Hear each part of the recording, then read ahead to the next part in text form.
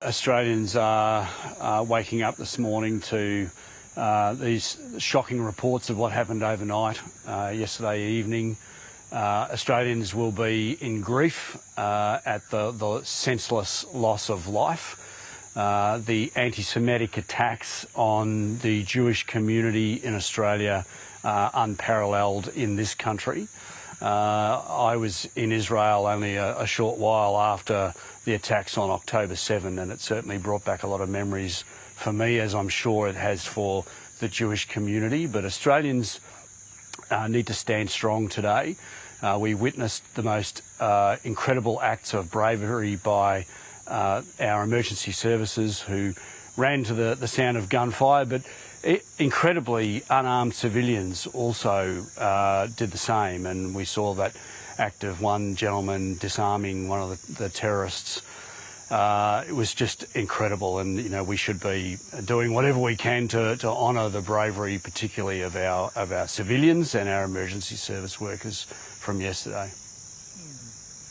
Yeah, Andrew, it was an absolutely extraordinary scene, and so incredibly brave to wrest the gun off that terrorist. I just wanted to ask you about that. A lot of people are very, very shocked that this sort of thing could happen in Australia at any point, but particularly given our gun laws, that both men were armed. What's your reaction to that?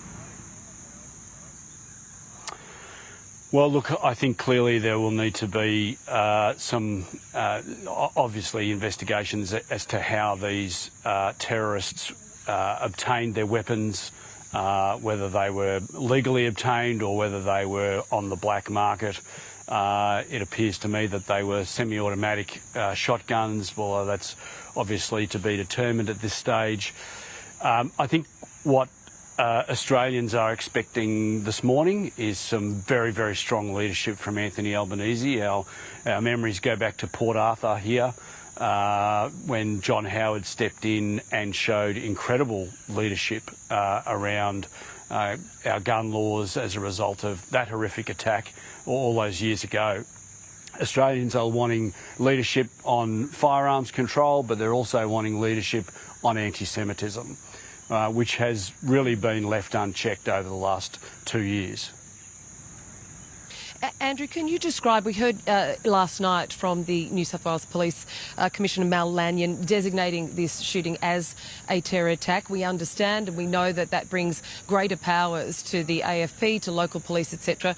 What sort of powers are in place now? How can that help Australians and local people here in Sydney feel safer? Well, Catherine, Australia has a very mature and very responsive intelligence agencies that will work with law enforcement. ASIO, among other agencies, will be investigating these attacks. Now, I know that there's been just overnight some criticism of our intelligence agencies, but I want to reassure Australians that our intelligence agencies, as Mike Burgess would say, are not all-seeing and not all-knowing. We can't prevent all acts of terrorism or this sort of attack. We need to ensure that our intelligence agencies are properly funded to protect Australians. Organisations like ASIO will leave no stone unturned. They will be working very, very closely with New South Wales Police and the Australian Federal Police to not only get a clearer image of what happened last night and were there any, for instance, state actors involved in these attacks, but just how far and how broad this network, if it is one, has infiltrated the Australian community. But look, this is very, very fluid. All of these investigations will be ongoing. I call on all Australians right now, as has our leader Susan Lee, to come together, throw our arms particularly around the Jewish community and let them know that they are loved and that they are welcome in this country. No one in this country should be exposed to the sort of criminal, heinous acts that we saw last night just because of their faith on a night that, the first night of Hanukkah, a night of a celebration of peace and love. It just beggars belief. Andrew, before we let you go, we are seeing a lot of reaction from around the country, including from politicians as well. It's inevitable that this issue will experience some political reaction. What are you urging people to do today, though, as people wake up and try to come to terms with what's actually happened here? Is today the day for political debate on this? Look, I've no doubt that there will be lots of commentary, political commentary. We're 12 hours since the attacks. I think we do need to ensure that we just dial that political heat down for the time being. There'll be plenty of time to really go through and investigate exactly what has led to this event.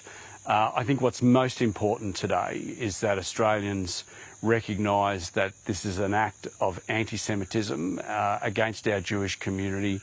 Australians, all 27 million of us, are impacted by this, but we need to throw our arms around the Jewish community and support them, not just in their hour of grief, but ours.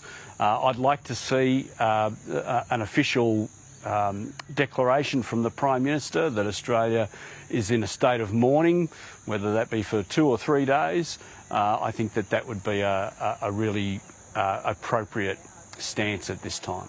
Authorised by Andrew Wallace, LNP, Boccarina, Queensland.